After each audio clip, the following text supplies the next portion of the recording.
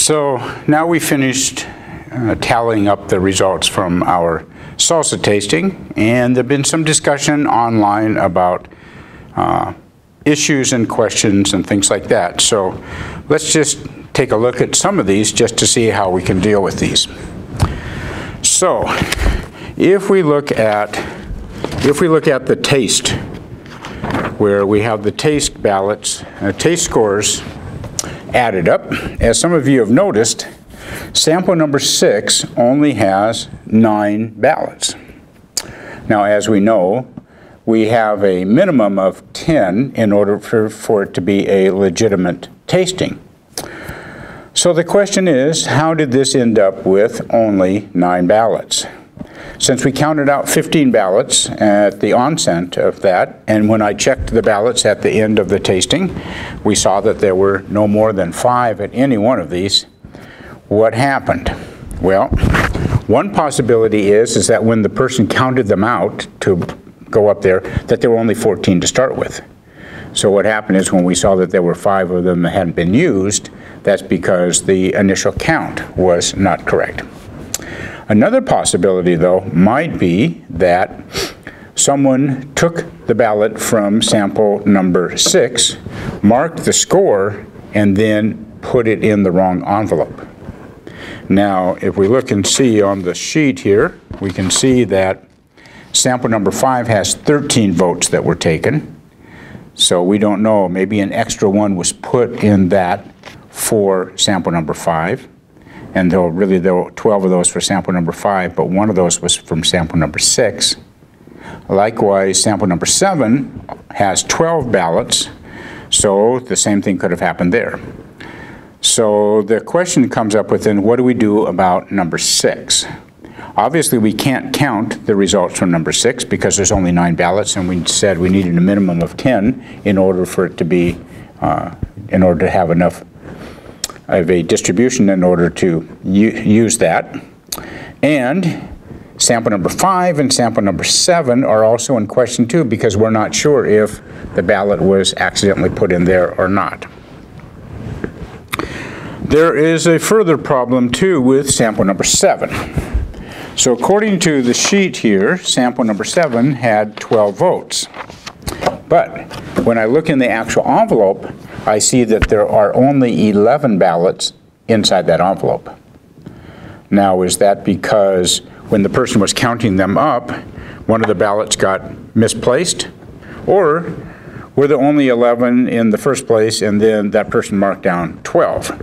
So once again, sample number 7 has become compromised because we're not really sure what happened. Why does it say 12 counted on the outside and 11 on the inside? Of course, we can take a look at the 11 that are inside and say, well, these are legitimate ballots for that one, but then what about that 12th one? Did it exist in the first place or not? That's a problem. Another issue also is with sample number 12. So if I look in the envelope for sample number 12, on the outside, we have all the ballots recorded, but there are no ballots on the inside. So what happened is the person who counted those took the ballots, counted the ballots, wrote them on the outside of the envelope, and then neglected to put the ballots back inside the envelope. So I don't know, maybe they were thrown in the wastebasket in the back of the room, or maybe they got scattered and mixed in with the other ones. We're really not sure. But remember, the envelope with the ballots, that's our proof. And that's the evidence as to what the actual scores and things were. If we want to go back and double check to make sure everything is correct or not, we can't really say anything about number 12 because we don't have the ballots to do that. We have the recording that was on the outside of the envelope, but we can't back that up with the actual evidence on the back. So it looks like we've been a little bit sloppy here, or the group that did this was a little bit sloppy in doing all this, because sample number 5, sample number 6, sample number 7, and sample number 12 have all been compromised in some way or another. So where before we started out with 13 samples, now we only have 9. We have 9 that we could really consider as the basis for doing our evaluation. Which brings us up to another issue. I don't think that I've seen this in some of the discussion. I know I haven't seen this in past discussions when we did this, but do we have a good sampling? We took a random sampling, and is it representative of the population out there? So do we have a representative one? Now you may remember, each of you then went out to individual stores and you did this survey, and then we did the composite survey. The composite survey then showed which ones appeared and how frequently did they appear. So for example, this paste one here, it was in all 3 of the stores. This paste was in all 3 of the stores, and this paste was in all 3 of the stores. But these ones were only in 1 of the stores, and then these ones were in 2 of the stores. So we can see that we don't have all of the samples showing up in all of the places. Now, we did this in order to do a population survey to get some idea of what is the actual population that's out there and how representative is it. So what did we find out? As we were looking at this, we noticed, or we should have noticed, a couple of things. We saw that some of the samples were only in one location. Now, in many cases, this is because they were in the stores that they came from. So for example, Albertsons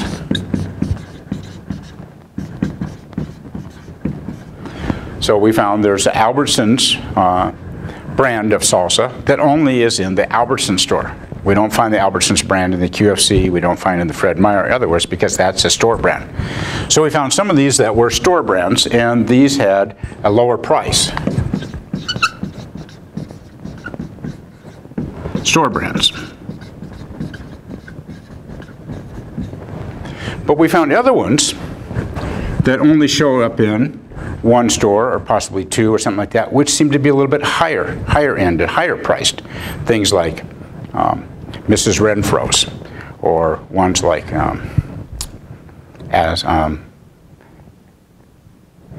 Renfro's, and then other ones like the Baja, not the Baja Cafe.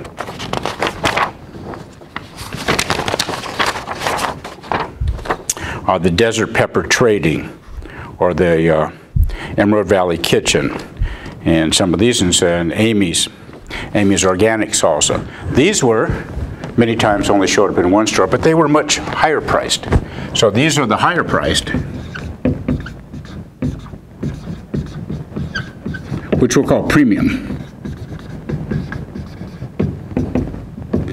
So we have the store brands that will only show up in one store, that are the cheaper ones.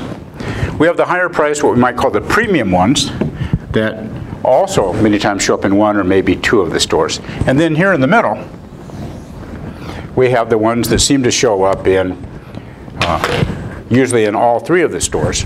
We can call these the national brands. And we found that these are more medium priced. So these ones went from anywhere from 9 to 13 to 14 cents an ounce. These ones went from 18 up to 60 cents an ounce. And then we see these ones in the middle here went from around 14 cents an ounce up to anywhere from 20, 22 cents an ounce, something like that. We also found out that we had these that were refrigerated and non-refrigerated, or dry goods. Same thing here. There was refrigerated and non-refrigerated. Over here, we also found refrigerated and we found non-refrigerated. So this means in order to have a good representative sample, we need to have all 6 of these populations represented. But if I look at data sheet number 4 and look on this one, I don't see any higher priced refrigerated ones here. Also, I don't see any store brand refrigerated ones here.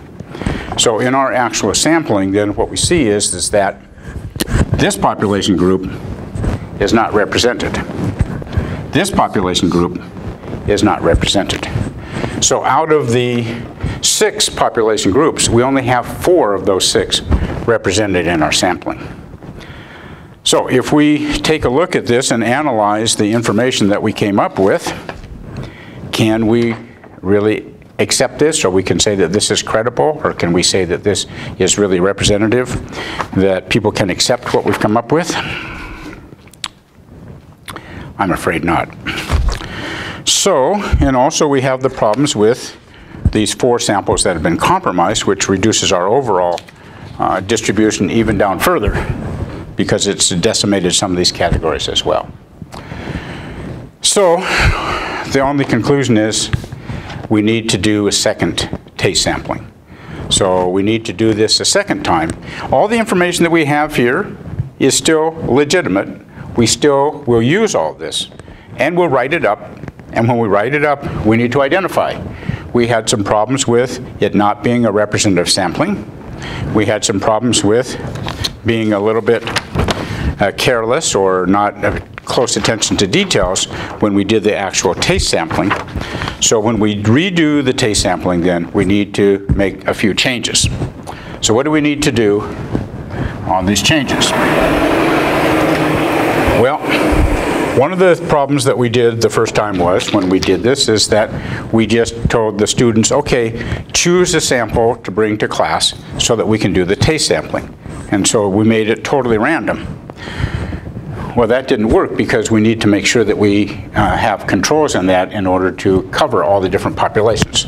So what do we know? We have the store brands, refrigerated and non-refrigerated. We have the national brands, refrigerated and non-refrigerated. And then we have the premium brands, refrigerated and non-refrigerated. So to have a good sampling of these, we probably should have at least 1 refrigerated store brand. We should have at least 1 premium store brand, premium refrigerated, and we need to have at least 2 of the national ones. Non-refrigerated, we should have at least 2. Here we should have at least 3, and here we should have at least 2. So that makes 3, 4, 5, 6, 7, 8, 9, 10, 11. So we need a minimum of 11, and we need to have this kind of distribution for that.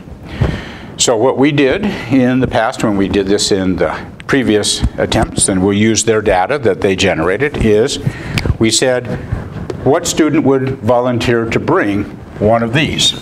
And a student volunteered. Who will volunteer to do this? Well, 2 students volunteered to do that. So I told them, discuss with each other, make sure you don't bring the same one. So as long as both of you don't bring a Safeway Select, or as long as both of you don't bring a Fred Meyer or something like that, you'll be fine. Just agree that you'll do different ones. Same thing here. We need 2 people to volunteer, meet together, make sure you don't bring the same one. We need 3 people to volunteer, meet together, and make sure you don't bring the same one. Someone volunteer for this, 2 people volunteer for that.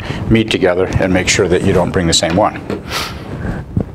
So for our second taste sampling, we need to have these 11 students that have volunteered to do this need to bring these ones, and then other students can bring whatever they want to fill in, and it doesn't matter if we have several of these, as long as we have these 11 minimum ones to be represented in this second tasting.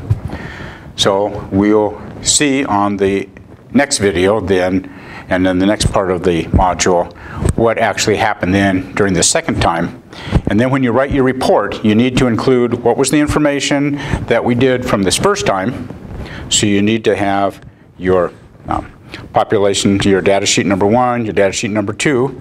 This is data sheet number 3, that's the taste. This is data sheet number 4, that's the prices. Then we'll do this again. Data sheet number 5 will be the taste scores from the second tasting, and then data sheet number 6 will be the taste scores from the second one. And the rest of the details and all that are explained on the module, and then you can watch the video for the second taste activity, and then write up your report based upon the 2 of these combined. Thank you.